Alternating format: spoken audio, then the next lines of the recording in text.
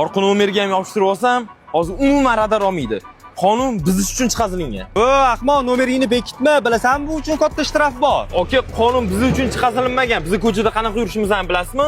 Qanaqa yurasan? Aka, biz sireni migalga tarqal shirobot berishib, polni shashkavat qilib yuramiz oybaydi. Mana tonirovkaga keladigan bo'lsa, umuman raznishinasi yo'q. Gaylan yonidan polni o'tib ketaman.